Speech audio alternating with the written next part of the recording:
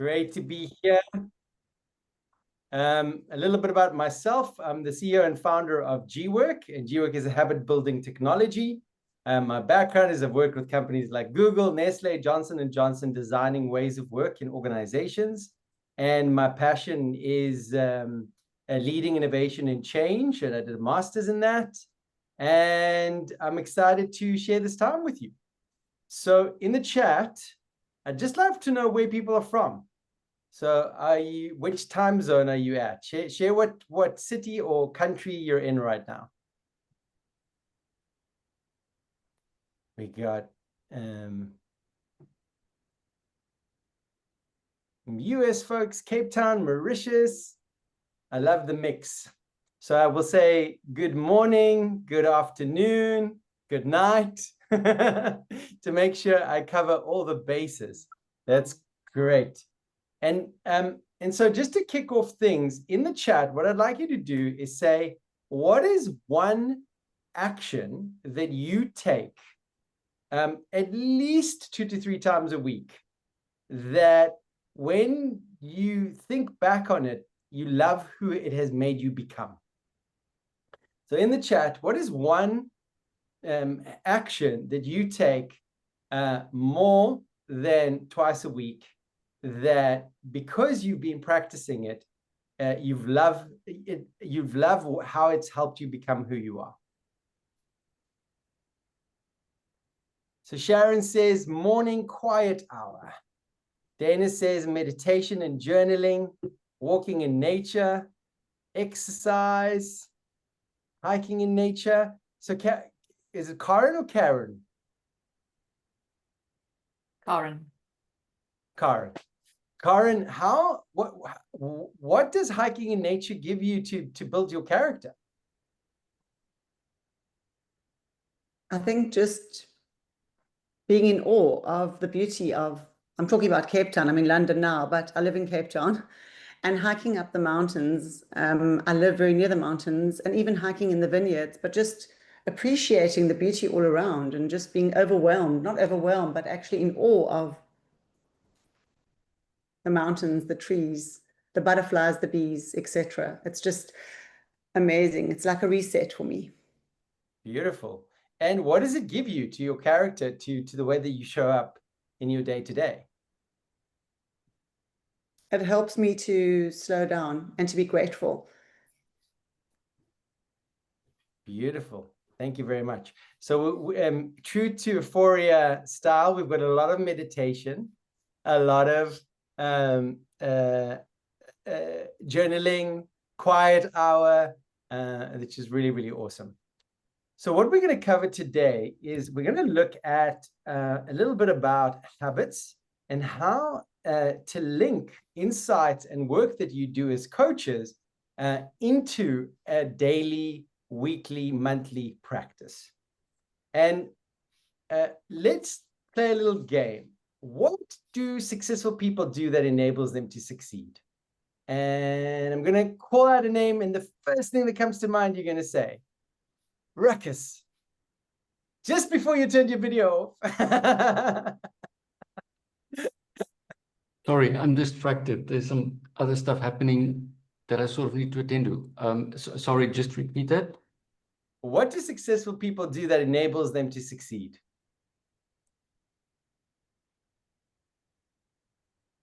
Successful things. Success. I have no idea. I'm sorry. I do. And she I sells don't know. seashells at the seashore. Who else wants to give it a bash? Ina? And then Wayman.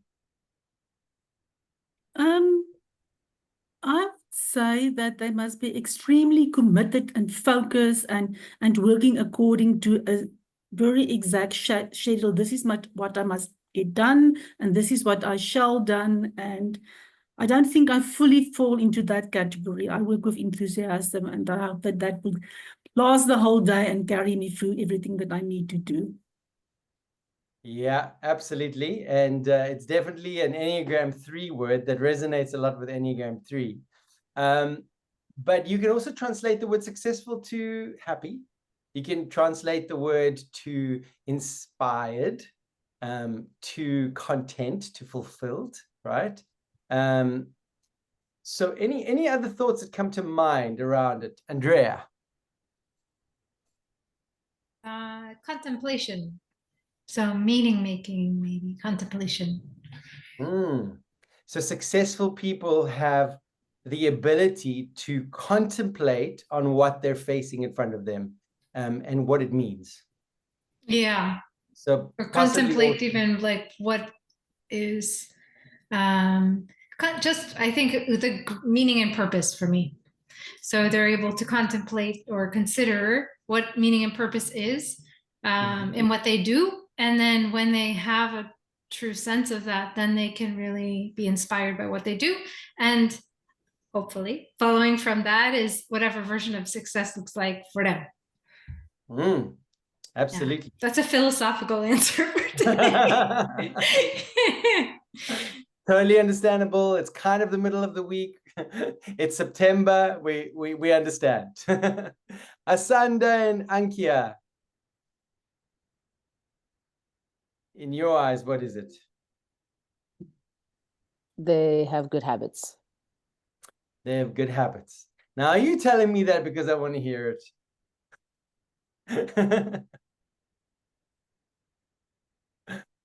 I think for me over time, again, regardless of the definition of what success means, there's phases of life, and meaning is I see it as people capitalizing on opportunities as they present themselves, in all of the meanings of all of those words.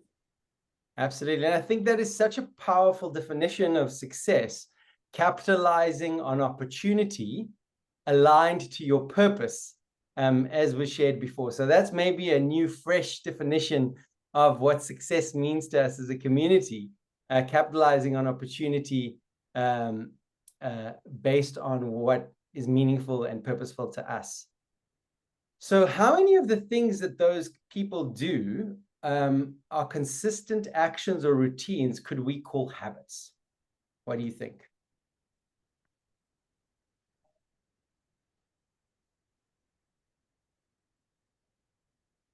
So let's take the example of reflection. Somebody shared reflection. What within that is a consistent action?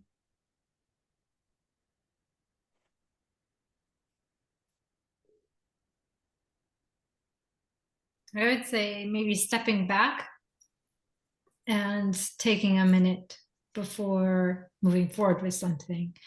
And that it can be habitual to just kind of go for things. And it could also become a habit to, okay, I'm going to consider, I'm going to sit with it and then move. And it's not a right or wrong, because for some people, the first way works really well. And for other people, that contemplation, that minute of kind of, okay, but sometimes it needs to become a different habit if they're just always moving.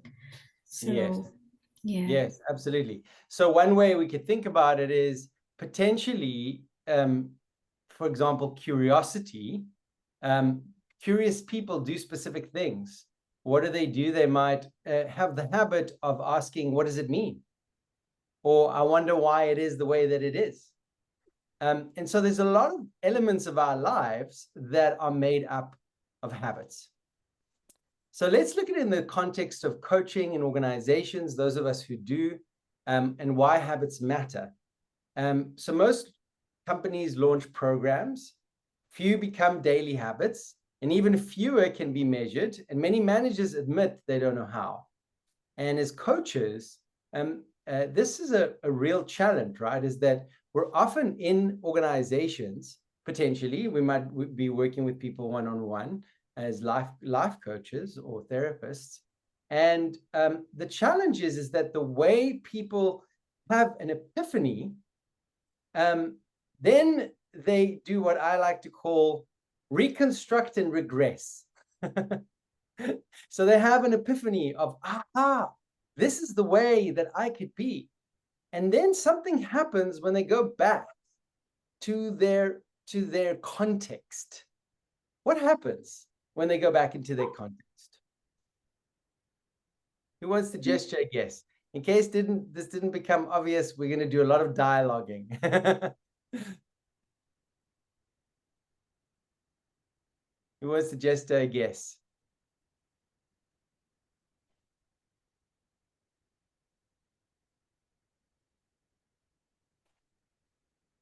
Anke is saying in the comments, same old, same old.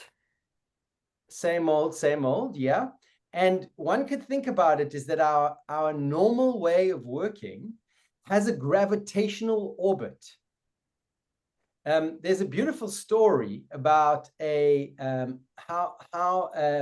when you take a certain kind of caterpillar and you put them at the edge of a pot, and you make sure that one follows the next. And caterpillars love to follow the bum of the caterpillar before them. And they will go around in circles and circles. Even if you put food in the middle, you put water in the middle, they will continue going round because there are certain mechanisms that are in place that habituate them into that way of being. And that we like to call gravitational orbits. And gravitational orbits exist in our personal lives, in our relationships, and in the organizations that we work with. And some of the stats from the organization side is 10% of employees say their company helps them turn strategy into daily action. So only 10%. 43% of HR leaders say engagement programs show little to no impact. And 45% of daily actions are made up of habits few organizations design. 1 in 5 executives say they can measure behavior change, and 59% of managers admit they don't know how to measure behavior. So this is one of those really tricky things. And one of my favorite sayings is that I've spent over $100,000 in personal development, and my wife still thinks I'm obnoxious. In other words, it's really difficult to create the change that we want.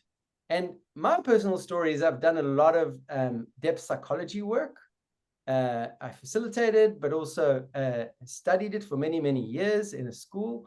And one of the things that I've realized is no matter how much I know, it is only when I do that I change identity.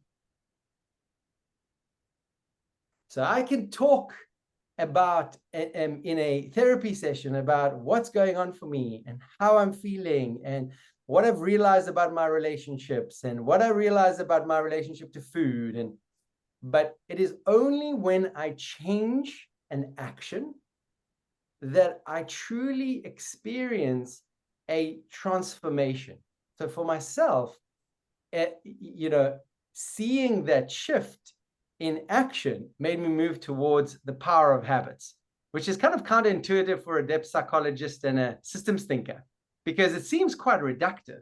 But one of the elements about it is that it's a leverage point. So why does, maybe I'll open it up. In your eyes, why doesn't change stick? In the comments, write, why doesn't change stick?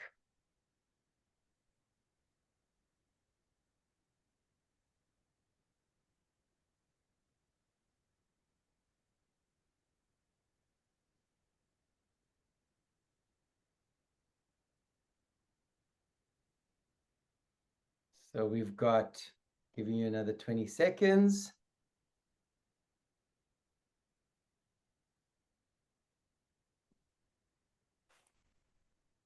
Sarah's spoken like a true psychologist. Survival strategies, self-blame and shame. Absolutely. So let's look at some of these. Identity. Dana, what do you mean by identity? We have a strong pull for a way of being in the world that we've evolved and has been successful for us. And even when we can see that there may be a different way, we can have that insight or awareness, we get pulled into you know, repeated behaviors that have always, behaviors and ways of being that form our identity. Does that make sense? Yeah, absolutely. In a way, our habits create our identity. Mm-hmm. Often our identity creates our habits. So a little bit of a feedback loop. Yep. And so the things that we often do are connected to how we think about ourselves and what we think is possible, or what we think we deserve, or what we believe we stand for. What about change is difficult, Karen? Why is change difficult? Because it's easier just to keep doing the same old thing, and to take us, there's something else about the comfort zone, but in fact it was Sharon, but people are, I think change is difficult. It's challenging to do things differently. It requires more effort to change. That's why it's easier just to keep doing the same old thing, even if it doesn't work.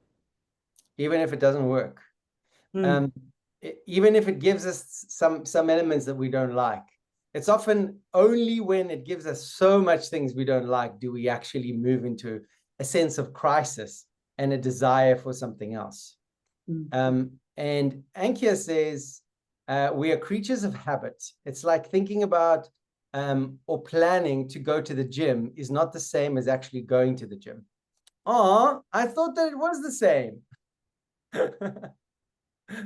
In what way, Ankia?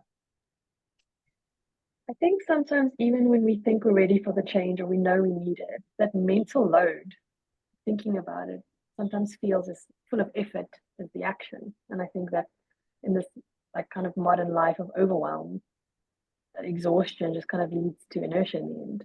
So you just kind of leave it for now because you just don't have capacity.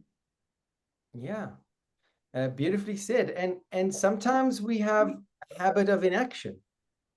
So when I'm overwhelmed, I think. That's a habit. So the way we think is also a habit. We said survival strategies. There are competing beliefs that hold back change. Absolutely. Easier to keep doing old ways. We don't repeat it. Does not become habit and second nature. Fear of failure, which goes back to identity and past experiences, and innate desire to remain in the comfort zone. And so often innate desire to stay in the comfort zone is a fear of something. It's a fear of it's a fear of change, and it's a fear of losing something, right? And so what we face as coaches is so often information does not equal action. So we might get knowledge, but knowledge doesn't change us.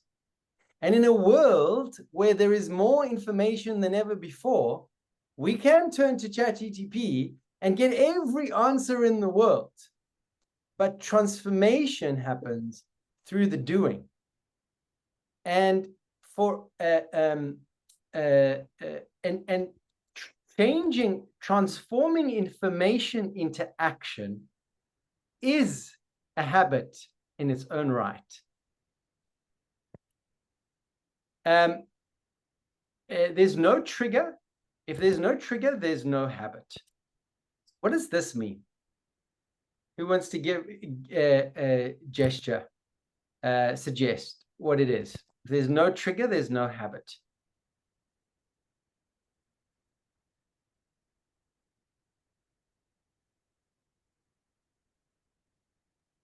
There's no motivation to change.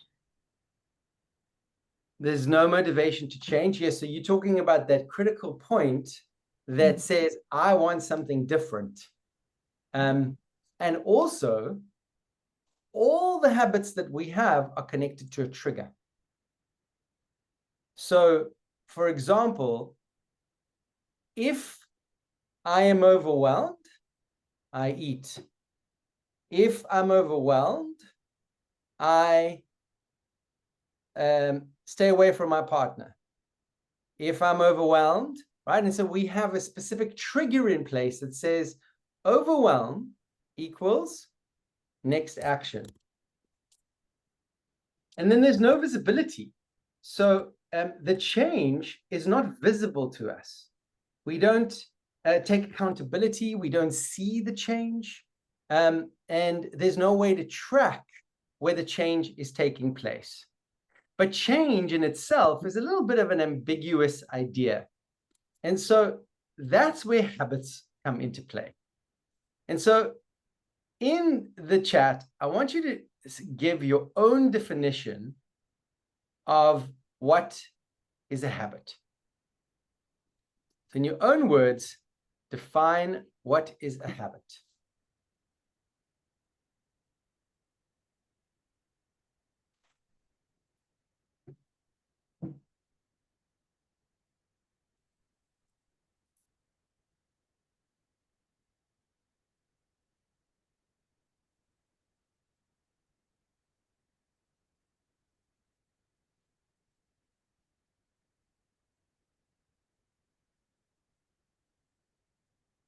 So Andreas says, something I do repeatedly without even thinking about it.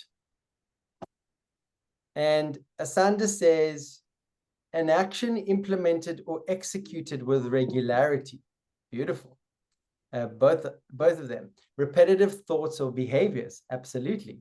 It is something that I do repeatedly without thinking that I need to do it. An action or response. I love the word response. It's a very powerful one. We need to remember that word.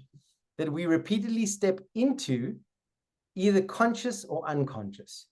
And most of the time, a habit could be defined as something, oh, I like, Antoinette, what you're saying here. It is a well-practiced and almost involuntary response to a trigger, be that a time of day or some other stimulus. Absolutely. Habit is something that you do automatically, instinctively, and seamlessly. It's not always seamless. It's not always seamless. Sometimes it's really clunky and messy and counterintuitive and self-sabotaging. And I'm not talking from experience at all. So sometimes it can be quite clunky. And why is this such an amazing elixir? And why is it such a leverage point? So let's look at a definition. A habit is an action that is performed regularly, and in many cases, automatically. And one of the things I like to say is this. If we look at some of the leaders in our world that we value, there are some.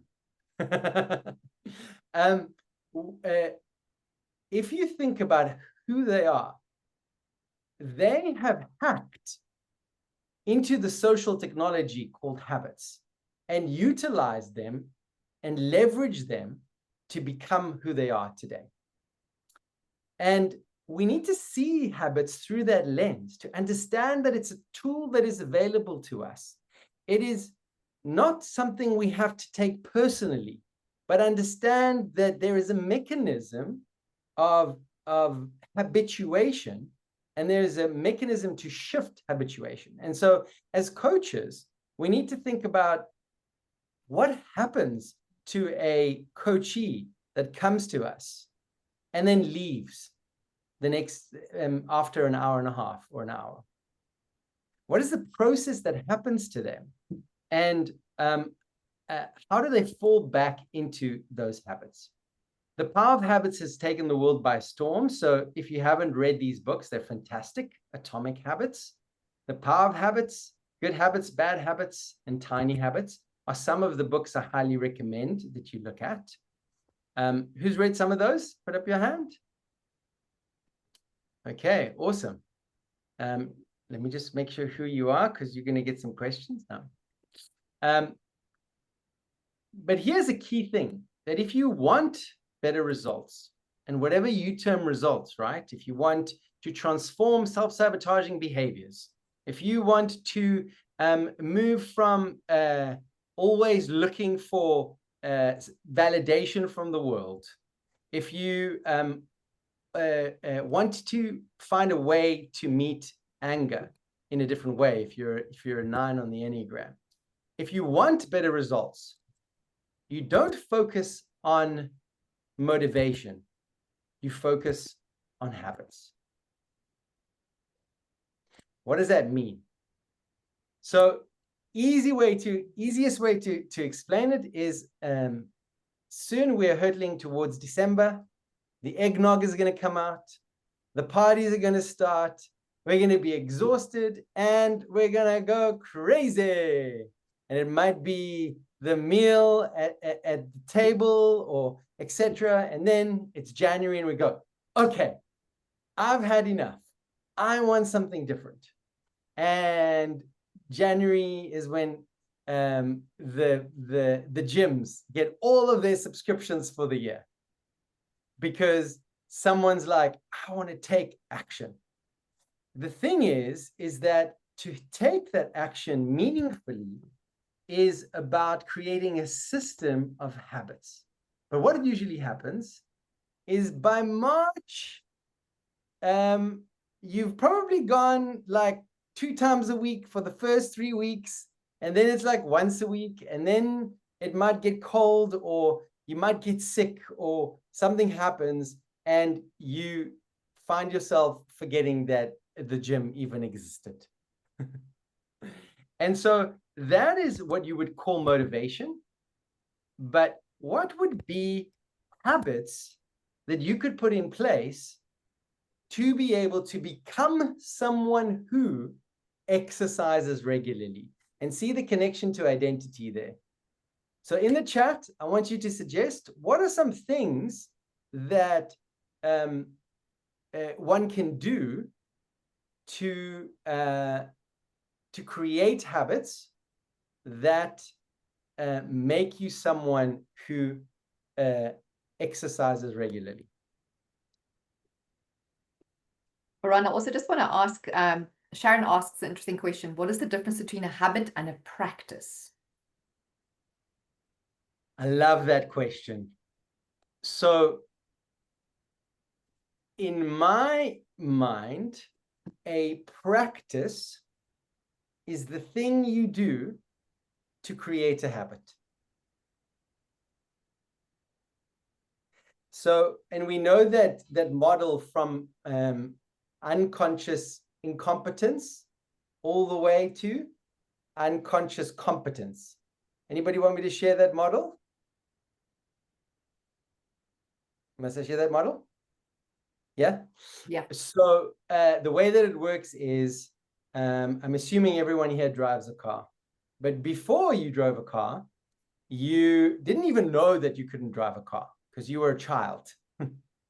And that is called unconscious incompetence. In other words, you didn't know that you couldn't. And then one day you're 17, you get your learners, you sit behind the wheel and you're like, okay. And it feels like you're driving a tank. And you need to remember the 5-point system. You got to look in this mirror and you got to look there and you got to press the clutch and and it's really overwhelming. And you've got either instructor or your parent next to you. And you're like, this is impossible. But then you carry on and you start to build a deliberateness and you go, okay, I think I can wrap my mind around this. And so that next step is conscious incompetence. Because I'm trying to figure it out, but I don't know, and it's a bit overwhelming, but I'm in it. And then the next stage is, okay, so I turn, I look at this, okay, I'm listening, okay. Ooh, what's the third step? Oh, that's the third step. And then I do the third step. And that is conscious competence. And now it's 5 years later, and you're talking to your friend on the phone on one side, you're eating a packet of chips, and you're listening to the radio while talking to your kids in the back. Of course, you don't do all of those things, but you know what I mean. In the sense of all of a sudden, you've got this incredible capacity to do this thing unconsciously. And so that is called unconscious competence. You've moved it into a habit. That makes sense? And so what is practice in that equation? Which stage is practice? So the first stage is unconscious incompetence. We don't know that we're not good at this thing. Second is conscious incompetence. We know we can't do this thing. Third is conscious competence. And then fourth is unconscious competence. We've moved it into habit. So what stage is practice?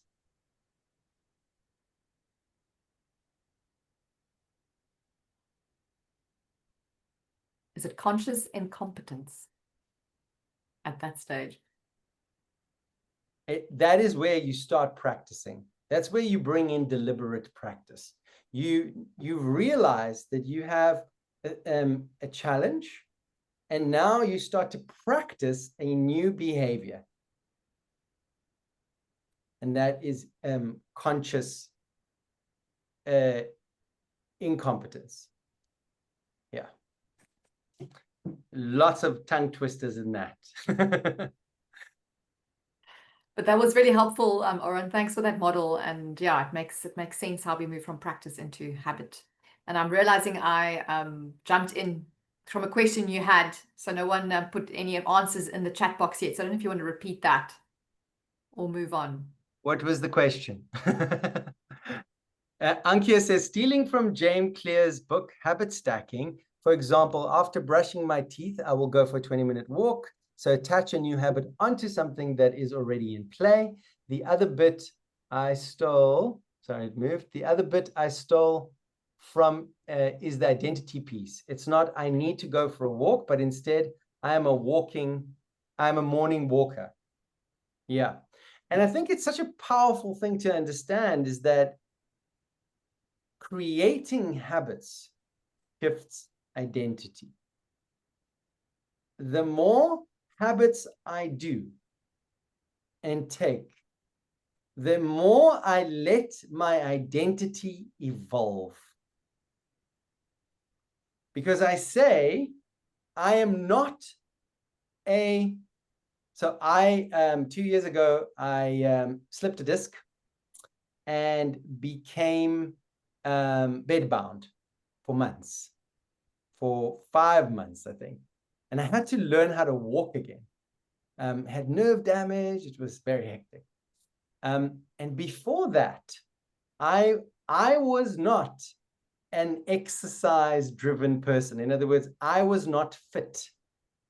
But what that journey taught me is I literally started by learning how to move one leg and moving another leg, and then started to walk, and then started to run, and then started lifting weights. And what happened is over that time, my identity started to shift. Where even though for 40-something years, I had not thought of myself as somebody who is fit or does exercise or is able to exercise or is able to commit to exercise, that event and the actions that came after it revealed that maybe I could be. Who would have thunk? And so that critical shift is we need to see habits as a tool of transformation. It's a tool for inner work. It's not external. I'm saying it's not just external. The process transforms us from within. Antoinette says, link my exercise with my need for connection, exercise with a buddy. Love that. I will have to leave just before 5 as I walk at 5 p.m. Was that a joke? No. Serious. No, I believe you, but it was a good joke. So there are certain things that the individual can do to design their life with habits that shift the status quo, that shift the gravitational orbit that is in play, which is our identity, our relationships, our our actions, our behaviors, etc. Okay, so habits shape behavior, and 40% of daily actions are habits.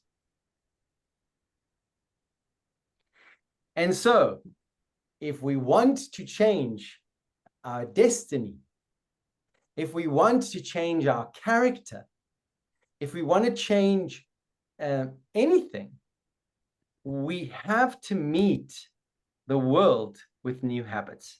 And we will agree as coaches that habits are also ways of thinking,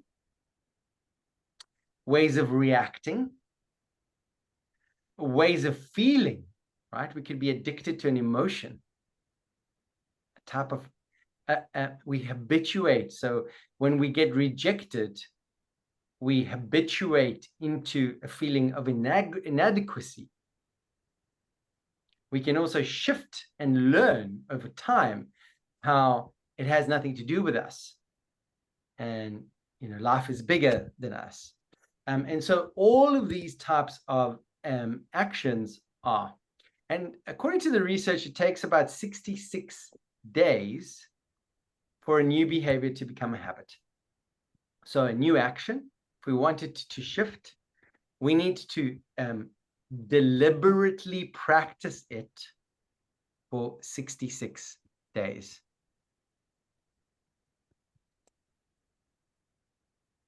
Yeah, Ankia, the research is 21 days to break a habit. That's the one, you know, right? But actually, if you read, and it comes from Psycho-Cybernetics, if you ever come across that book, it's a really powerful book around change.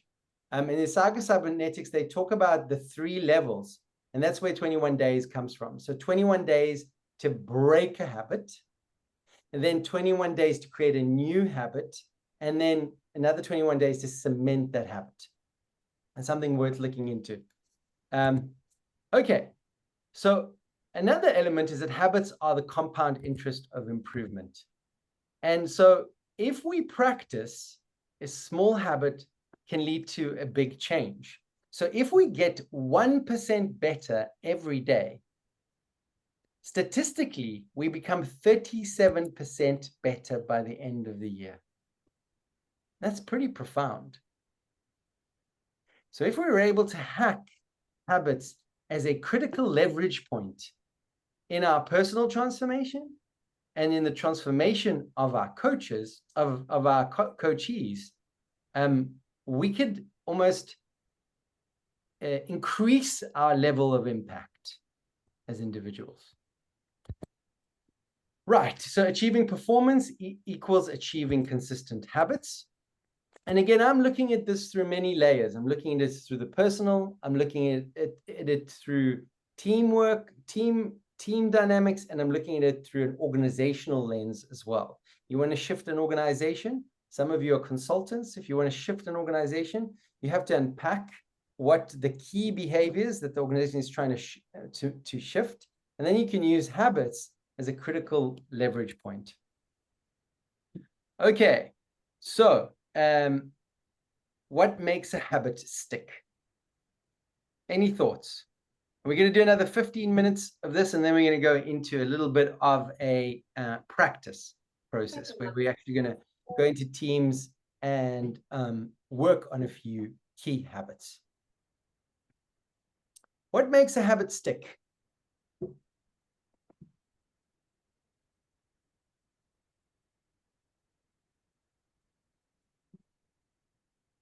Any thoughts? Seeing results.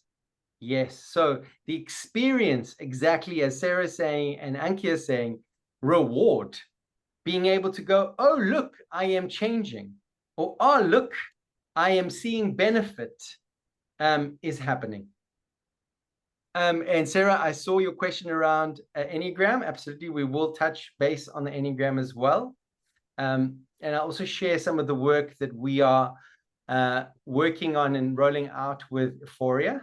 And we're looking at mapping specific habits to each of the Enneagram styles as a tool set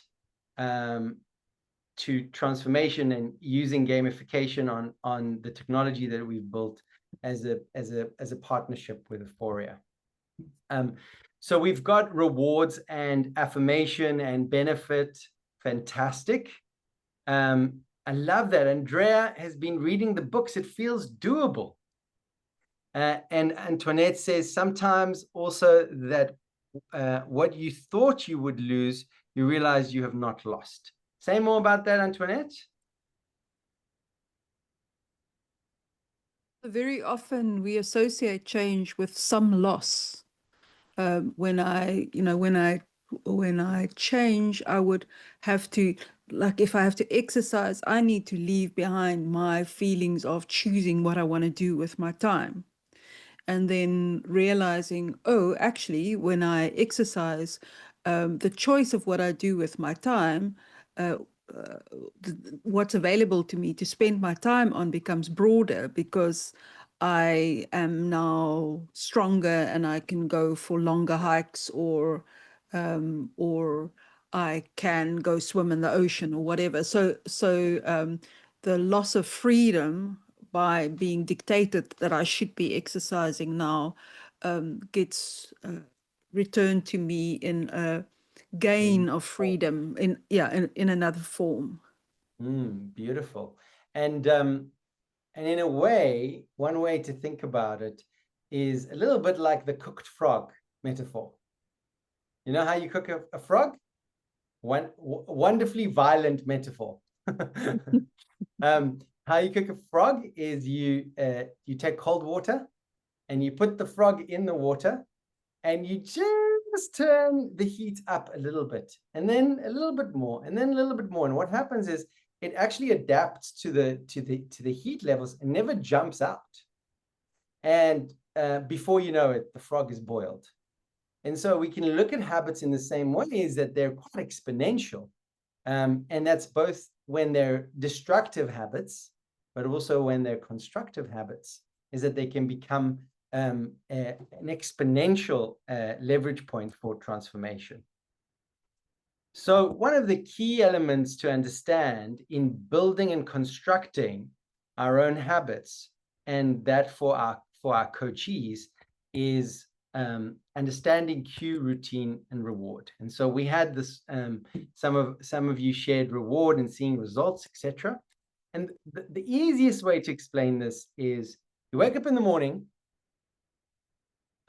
Most of us head to where? The bathroom, the toilet, the lavatory, the restroom, whichever country you're in. And in there, depends, we might do our business first, or we might, this is what I do when I go into the bathroom, is that I look in the mirror and I look at my teeth, and then I take my toothbrush. And then I go, and then I go, look at those beautiful white teeth. So what I'd like you to tell me is, what was the cue? What is the routine? And what is the reward?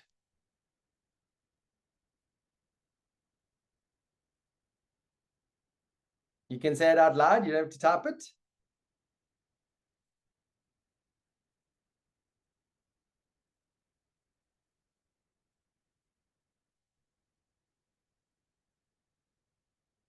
Okay, Ankia, do you want to say what you wrote?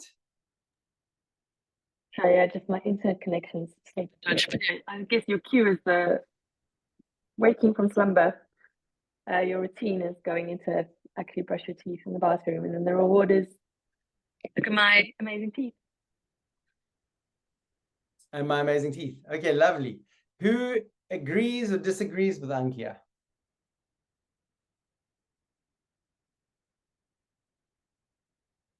Anybody disagree with Ankia?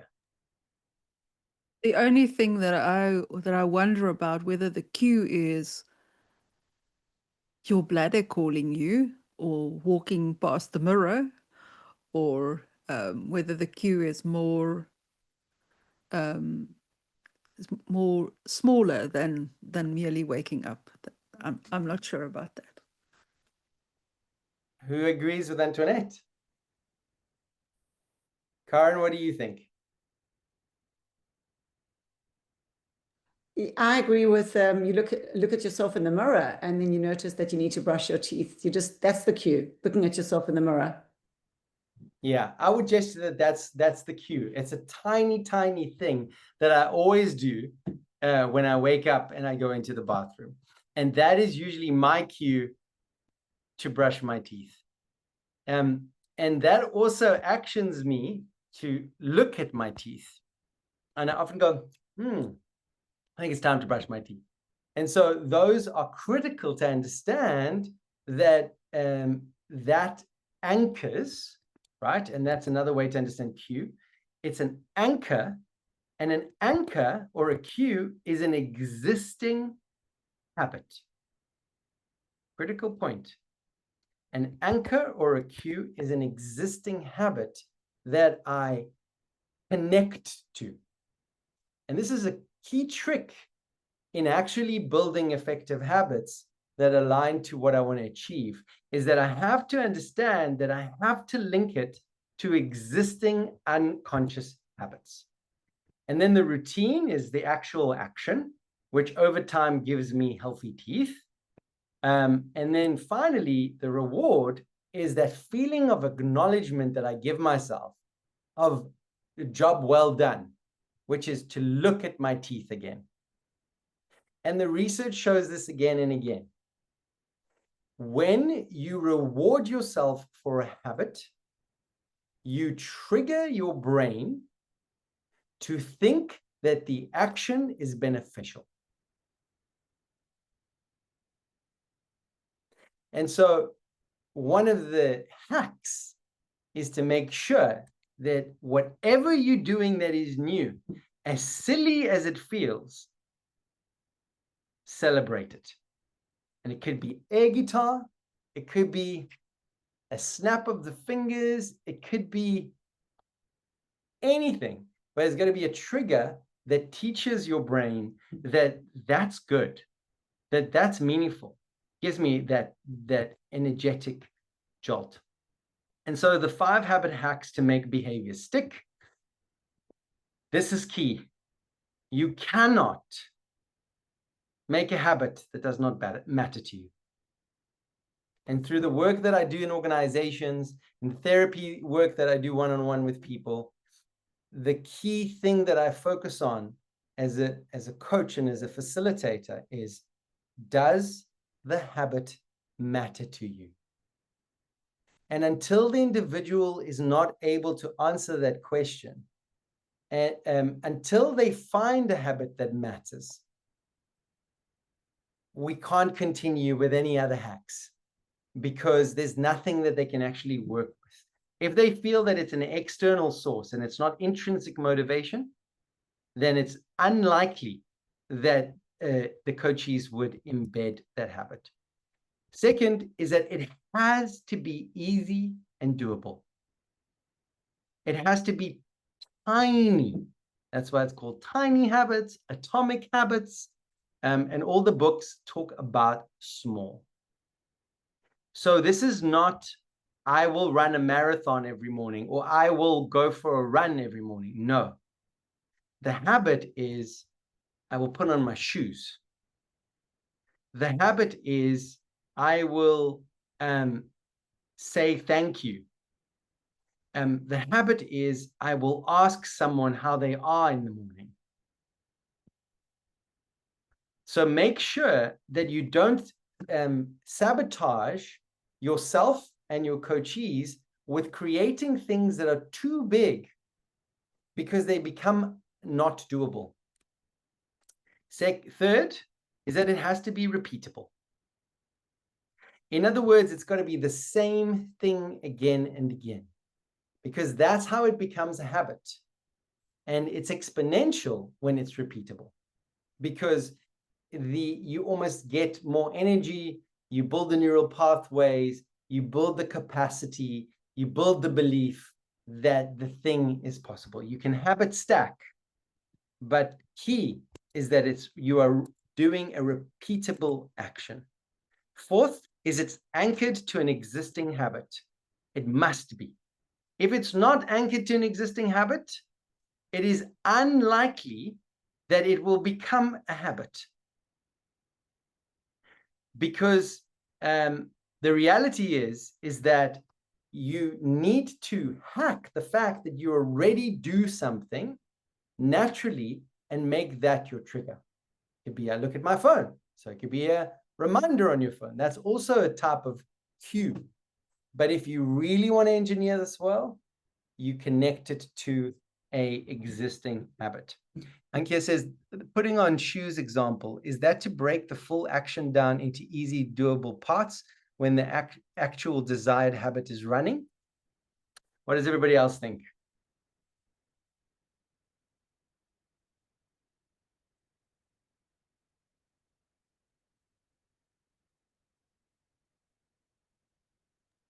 Who wants to get to gesture? I guess. I think it is, Oran, because just from my own personal experience is I do some exercises at home, and sometimes I'm like, I decide not, I do it with shoes on, even if it's at home. And the times I decide not to put shoes on and just keep just socks, I don't feel motivated. So it's almost like the action of putting on the shoes, and then even if I walk to the kitchen to get water, I'm being pulled back to the exercise spot. So there's a something in that for me that activates moving into the exercise routine. Absolutely. There's something small that is key. So Ankia, if it's too big, it's overwhelming. And sometimes you won't want to do it and it will fall into motivation. Remember that motivation versus habit model? When it falls into motivation, when it feels too big, we don't take action. And so you actually don't want to say, do an hour of exercise a day. That's not a habit. The habit is starting to exercise. The habit is leaving the house to the gym. You make it as small as you possibly can. Wallman, are you asking how do habits look like in Wyman at the different stages? Are you referring to the maturity stages of the Enneagram? Maturity. Light question. So yeah, because I suppose habits that conforming would be different to habits that internalizing. So I was just wondering how that would look like. Yeah, I think so the first stage is to understand the anatomy of habits, which we're about to get to. And then in this session, what we're going to do is we're going to break into groups and work with the Enneagram and habits, but you have to understand the anatomy of habits. And then, like level 1 and level 2, I think the maturity would be an even deeper conversation. Okay, and then finally is a visible layer of accountability. Something, it could be checking something on the board. It could be if it's around working with a coachee, it's about creating some form of them logging and showing the visible progression of this action. Okay, no problem, Antoinette. Have a good one. So I am going to go into a few examples. I'm going to leave some of these frameworks for another time, because this is how to build organizational habits for high performance. But I think we can still use an element here. Let's jump beyond this, just so that we've got time to work in teams. We're going to write a recipe. And we like to call it a G work. So our technology automates this at scale in organizations and for teams and for individuals. It brings in gamification. It pings you. It kind of does that whole process. And you're able to choose habit recipes. So we call it habit recipes. And one way to understand habit recipes is there are actions that, when repeated again and again, are guaranteed to become habits. So they're a recipe to create habits. And so let's unpack and create our first habit recipe. And it's a very, very simple formula that comes out of the research. And one of the core books that is worth reading on the formula is Tiny Habits. After I finish X, I will Y. After I look in the mirror, I will grab the toothbrush. After I get out of bed, because I do that every day, I will put on my tackies. I will put on my sneakers to go, so that triggers me to go to the gym. Or here's one for work. After I finish a meeting, I write down one follow-up in my notes. After I close my laptop, I write tomorrow's top 3 tasks. And so you have to see how small these are to understand how they become exponentially impactful. Because it's not about writing top 3 tasks. It's that I'm building my competency and capability to become someone who prioritizes. I become somebody who's discerning. I become somebody who's reflective. And so it seems innocuous and small. It seems like it's only about reviewing top 3 tasks, but that action has ripple effects onto my identity, my character, my abilities, etc. And so that is the secret to effective habit formation. Let's take another example. Let me just find one.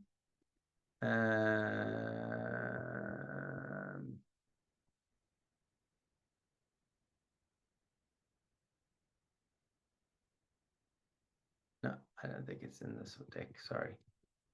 And I'm also aware of time. So let's stay with these examples because I think they're good enough. They work.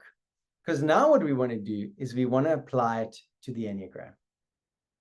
And so if we want to apply it to the Enneagram, what is the first thing that we need to think about? We're not thinking maturity yet. That's for the grown-ups. Let's start with the Enneagrams. What do we need to think about?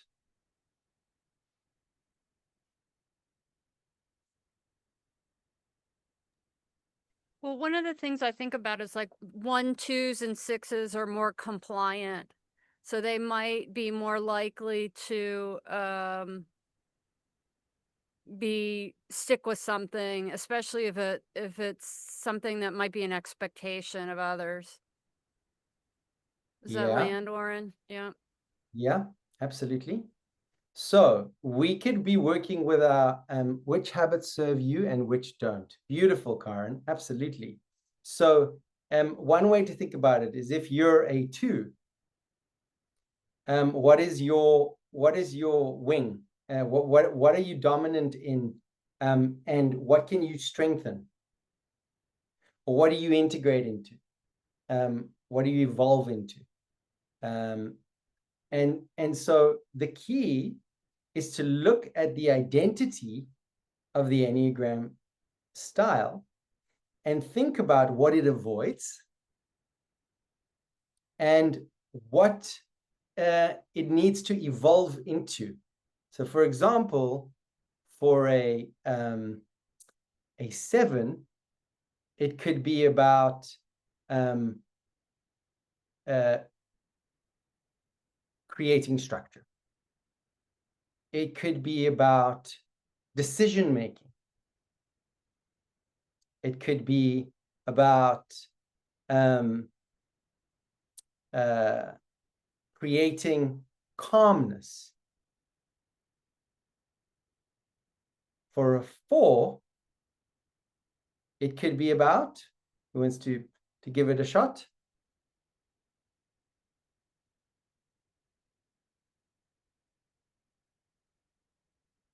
depending on others, being open to feedback, finding ways to belong, finding ways to express truth in a respectful way. Yeah, those are some examples. And so what we're going to do is we're going to break up into 2 groups. And in that group, you're going to choose an Enneagram style. You're going to look at the formula after I, X, I will, Y. And you remember, after I means an anchor in my existing ways of working. And you can look at it through a work lens or through a day-to-day personal lens. You can decide where you're going to design this habit. Yeah, and you're really building the muscle of thinking through and constructing a meaningful habit for that Enneagram. So you're going to go into your groups. You're going to have about let's do it 15 minutes. I think that's enough time to argue about how it works, and come out with something on the other side. You're going to decide on the Enneagram number as a team. You're going to think about what are the key motivations of that number and the key avoidances of that number. And think about what offers it healing. What offers it healing? What heals? So for a 7 like myself, it's often very, very valuable to take steps back from the world, to create space between myself and everything I want to experience, to ground myself and go barefoot on grass. Those kinds of things that create a sense of dislodging from experience mania, right? As a 7. So you're then going to take those behaviors of the move, and you're going to design one habit recipe. Now, the key here is that the anchor can't be situational. When I have an argument, that's not deliberate practice. Deliberate practice is what I intend to do every day, and it's connected to an action. It's not necessarily a time. It's not like at 3 p.m. It's more like when I close my laptop at the end of the day. It's more like when I drink my first cup of coffee. It's more like when I greet my husband when I get home, right? So think about it as an anchor, and then the after I will, and the I will needs to be tiny, repeatable, doable, self-explanatory. So if you're going to say, after I get home, I will sit with my wife and do SBI, situation, behavior, impact, nonviolent communication, right? That is not repeatable, actionable. That is big, overwhelming, insanely frightening, right? So what is it for a 1? What is it for a 6? That's what you're going to do in your groups. Any questions? Does everyone know what they're coming back with after 15 minutes once we've broken into 2 groups? So you're coming back with a habit recipe for the specific Enneagram type that you guys decide on. Make sense? Happy? Perfect. Great. I'm opening up the rooms. Fantastic. See you in a little bit.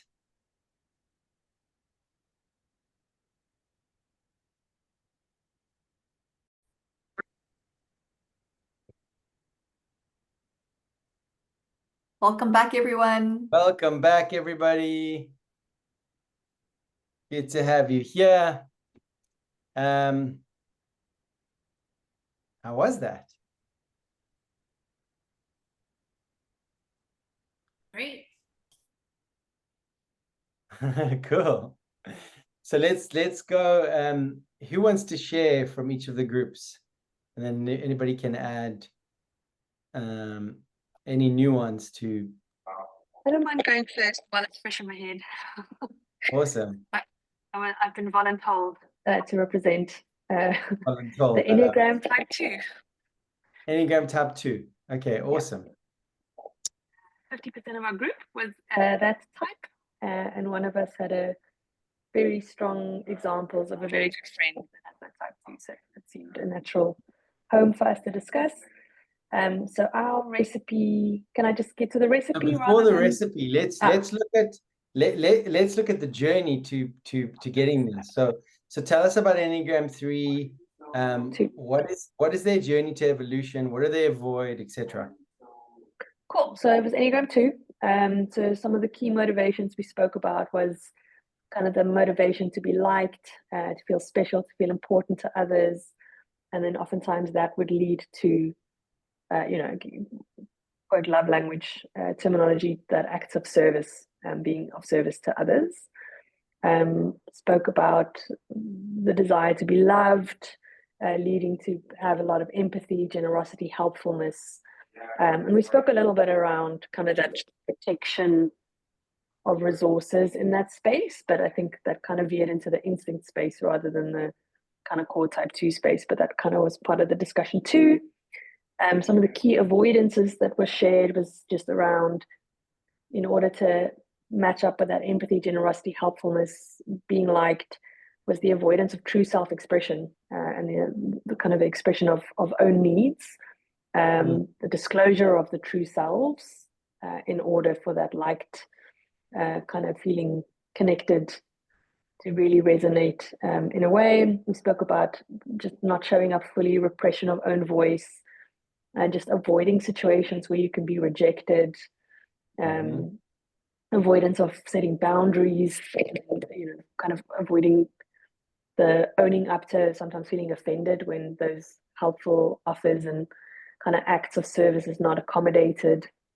And again, just lots of deflection to kind of avoid authenticity in the self for the sake of group adherence is what we discussed. And I'd love to just check that my actual type 2s resonate with my summary there. You guys all good? Yeah. Yeah, fantastic. Another one for 2s is confrontation of any kind. I think that's another big one. So saying no is something that they avoid at all costs. They would rather experience resentment. They do the thing, but experience resentment for doing it. Yeah, absolutely. So these are lovely ways to start to map. And as you're working with your coachee, to also look at, for them, it's more about, that type of discomfort rather than that, based on what we know about them. Okay, awesome. Thank you, Ankia. Yeah. And then that was the exact example that Rita gave around her friend that's a type 2, is just kind of inserting herself with service and guidance and almost like instruction on how to fix something or how to do something, and then being really upset when it's almost like not absorbed. So that's exactly the discussion that we had. And then I think the third part was just like what offers the healing, right? And it was a lot around kind of the opposite of that, giving, generosity, helpfulness, which is self-care, including the self in what is being offered, not just blindly offering. And then just a very strong conversation around drawing boundaries, which isn't natural, but that's kind of where the healing comes in, and where just a little bit of dissociation from those natural tendencies and behaviors tended to come up. And then we did not get a lot of time to go into what does that actually mean? What does self-care mean? I think that can be quite personal and individualistic, but yeah, we didn't get a chance to unpack that quite fully. Yeah. And also what you typically want to do is you want to map a couple of key behaviors. I would call them keystone behaviors. And we do the same with organizations, where we say, what are the critical behaviors that if were practiced would shift this organization? It's the same with people. What are the key behaviors that if practiced would shift you could say the center, the gravity, the center of gravity for that type of Enneagram type? Yeah. So the recipe card, I think, also then goes into whatever that self-care looks like. It's almost a protection of it, and helping with the drawing of the boundaries. So the recipe. So before you enter the recipe, let's spend a couple of moments just thinking about what are those behaviors that somebody would do to shift the types of things we spoke about. Anybody from the group could suggest?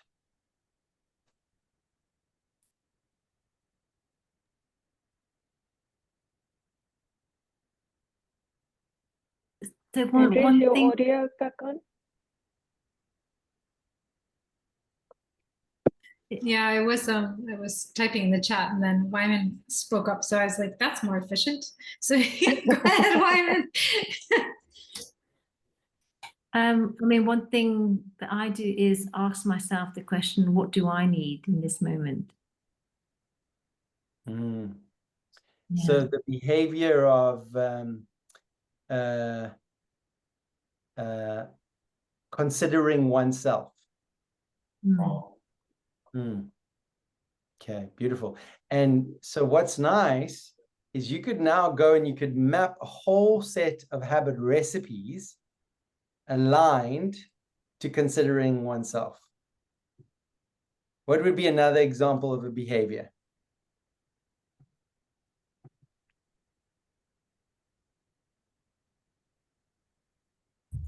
I think we had spoken about doing a somatic check. So just checking in with our body, like, do I feel stressed if I'm going to do one action or the other? Sometimes if you have space, you're like, yeah, I'll help. That's great. And other times you're like, I've got to help. Oh my God, I've got to help. And I know I'm saying, but I've got to help. So it's just, oh, wow, I'm feeling like everything's speeding up and getting really tense. And oh, this is a big WhatsApp group. Do I really need to be the one? So maybe checking with your body and what's happening if you're unsure. So I'm kind of also hearing like distancing oneself from the helped, the one being helped, the other. Okay, beautiful. Again, one can then look at distancing and say, what are the different ways, what are the different actions that can then be built into practices, actionable habit practices, i.e. habit recipes. Beautiful. Thank you so much. Yeah, Enkia, we're now ready for your habit recipe. I think it's already just been kind of disclosed through that conversation, but it was a simple example. For example, like, you know, we all are in family WhatsApp groups or work Slack channels or whatever it is, but just when there is a request of some kind, is to, for example, I will first take the time to check my capacity, and so again within that there could be a number of different sub actions, like check my calendar, like Andrea said, do a somatic check. Like, there's oftentimes the body knows what the head needs to observe, and so just does this request stress me, or is it like an easy one? And it was something as simple as taking like a countdown clock. Like, if there's a request, I will set a timer that's appropriate. It could be 1 hour, it could be 4 hours, it could be 24 hours before I respond, just to give that distance, to give that space in between that natural instinct to want to help and say yes, but might, build to that resentment like we spoke about before.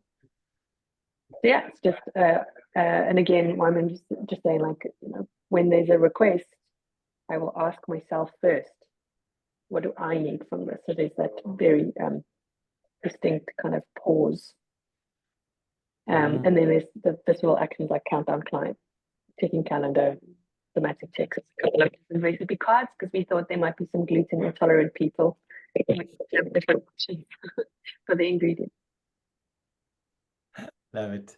Awesome. So one thing to just think about is if you want, one of the tricky things is if you think about the unconscious incompetence to the conscious incompetence to the conscious competence journey. Sometimes when we're red in the rainbow and the chaos is happening, we find it really hard to shift. And so one of the keys that you could work on with you as a coach, with your coachees, is finding deliberate practice that is removed from the other. So, for example, it could be, so it's not situational and it's not responsive and it's not reactive. Because what you might find, my wife is a 2. So I know this very well. She runs a couple of WhatsApp groups. She's a doula. She helps everyone. She's a therapist herself. And the tricky thing is when you're in it, and it's so your nature that you just do. You're in the experience of it. And so part of the art of designing habits is to build standalone habits. So it could be that at the end of the day, when I arrive home or when I drive back from work, I think about the things that I did today, that I gave of myself, and decide which ones resonated. It's not a very clean habit. I'm just giving an example, but it's kind of it's something that is not connected to another. And it's not situational, because situational is also good. They're fantastic. But just so you know, it's really hard to anchor them because there's nothing in my day that creates consistency. And consistency is what forms habits. This is the part that we must not forget, is that it is only when it's a consistent action does it truly become a habit. Really good one. Thank you very much. Give them a round of applause. Great. Next group.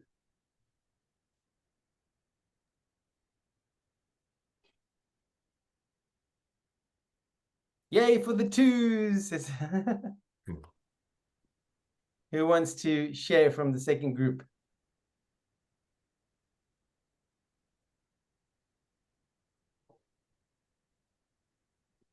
I'll start. I think there were 3 of us left. Sarah Jane had to drop off. In our group, 2 of us lead from a 4, so we decided we'd work with that. Not sure if we got to the perfect recipe, but some of the points were really just around wanting to feel better about ourselves, catching ourselves feeling insignificant, catching ourselves maybe feeling nostalgic or some negative thought about the past, and that in and of itself could create an easy habit in the moment that we could build on. So the end goal might be a bigger habit, but it might be something as simple as changing an early morning routine, from getting up to going to make a coffee, instead getting up and going into daylight and then kicking off the start of exercise, or finding ourselves feeling nostalgic about absent friends or something like that. And there might be a trigger that we've set up, which could be a visual trigger or just that cue, and being able to do something in the moment that made us just grateful for our significance and mindfulness. I don't know if the others would like to add to that, because I think I've skipped over some of your questions, Oran. All good. All good. Anybody from that group want to share? 4, group 4. I think it's not something specific, but listening to the previous group as well, or the things that you've said, personally, I would like to go back for myself and unpack my Enneagram type and see where for the different things that might be problematic or strengths, I can come up with little habits. At the moment, I'm working on one specific habit to become more physically involved and moving away from absolutely just intellectual work and putting all my energy in some, but that is just a personal one. But yes, no, thank you for this. Awesome. Karen, anything you want to add from the group?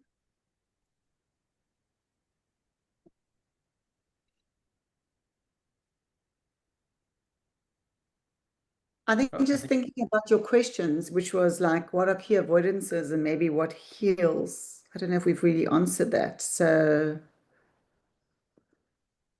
maybe we should just talk about that, Adrian or Ina. What does heal for a 4, and what do they evolve into? And this is definitely a good moment to bring in the maturity.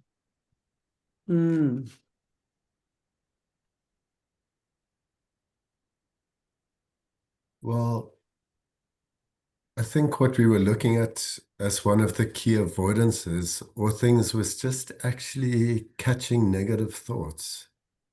And the negative thought about ourselves, whether they're significant or whether we're significant or whether we're inactive or lazy or something where we're maybe not acknowledging that we're pursuing something mentally, so we're not actually, but catching it and just giving that an acknowledgement and saying, okay, I'm being negative about myself.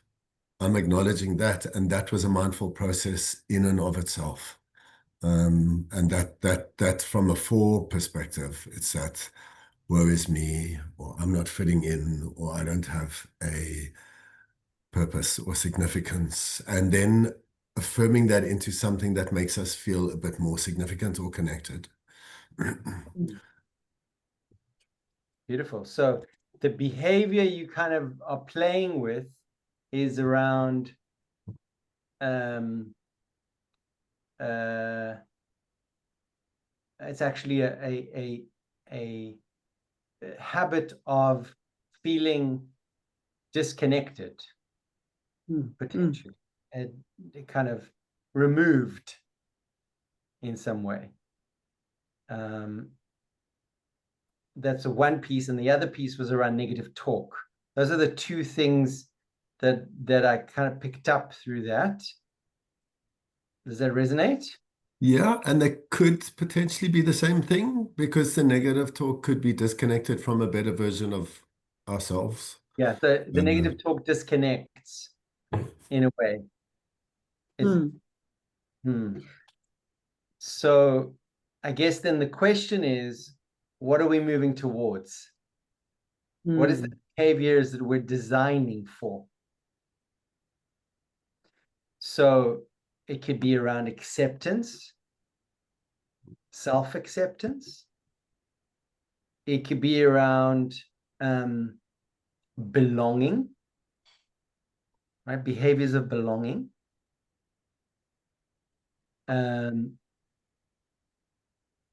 There's something there because those like apply from a 4 perspective. There's also something around maybe, and I don't know the right word, but beatification.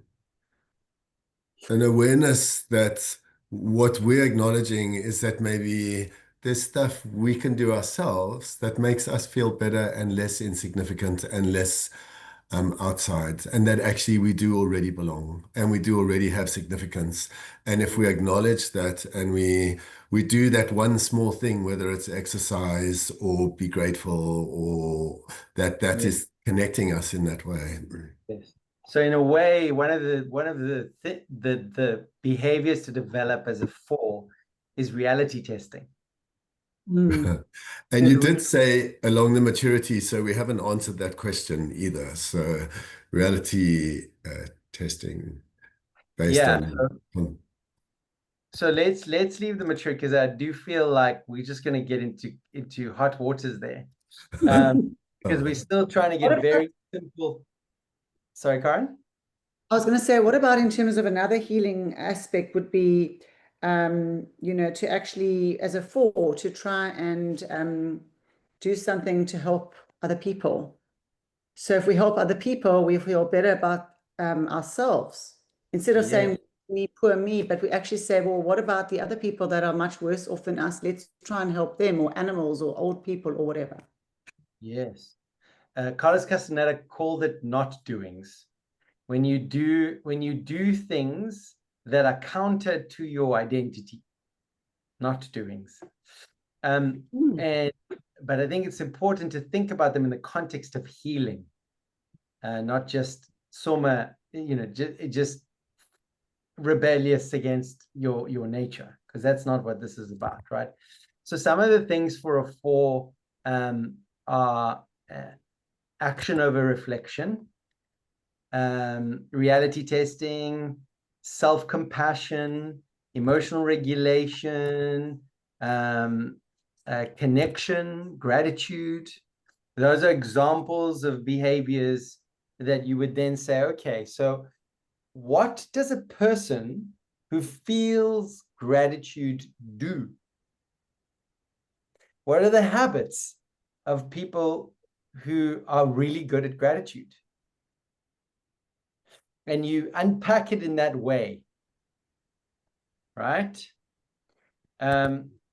So for example, after I complete my morning planning, I will write the name of one person I appreciate.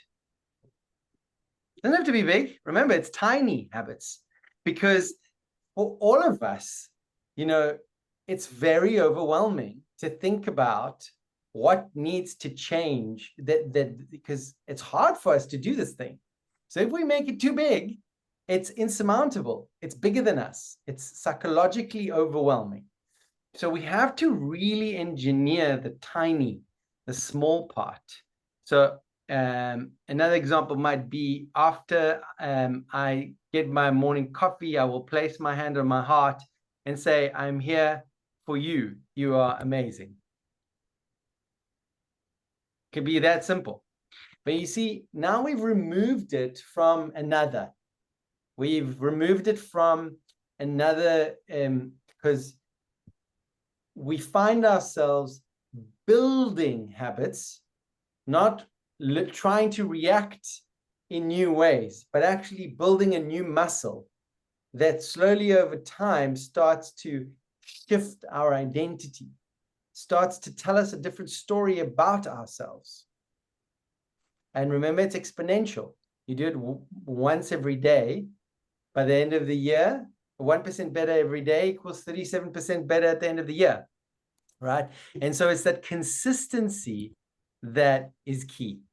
After my midday break, I will write 2 facts and 1 assumption about a frustrating situation. That's something that is very much of a 4, right? Is that the stories that go on in the head, and the amount of thinking, and the sort of the dark cloud that descends in this inner internal dialogue. And so how do we sweep the temple? How do we clean out the cobwebs of the stories that we tell? Simple, tiny habits. Yeah. Okay. So I hope you got a little bit of a taste today. Give that group a round of applause. Yay. I hope you got a little taste of what it's like to start to unpack what these are. And one of the things that we're doing with Aephoria is that next week, I think, we are gathering a group of coaches, and we'll be building these habit recipes together that will go on the G-Work system. You'll be able to choose habit recipes, schedule them directly into your calendar, acknowledge that you've done them, and get a little applause from a little animated character, and kind of build that ability to to action the transformation that you're after as an individual or as a coach for your coaches. And so if that's something that you want to be involved in, designing and working in a community of practice around building the Enneagram habit library with GWork and Aephoria, pop your email in the chat and the office will get in touch with you. Again, we'll do a similar process next week where we will teach how to build a habit recipe, and then we'll put people into groups and actually build and work with existing habits and workshop them in those teams. And those individuals will be part of a pilot. They can pilot it in their teams, organizations, wherever they see an opportunity. So thank you so much, everybody, for your time and your energy. It's been really good to spend this lovely virtual space with you. Hope you've learned something. And yeah, feel free to join us next week at this community of practice and co-creation of the habit library. Thanks so much, Oran. Thank you. And thank you for everybody's email addresses. We will extend the invitation to you. And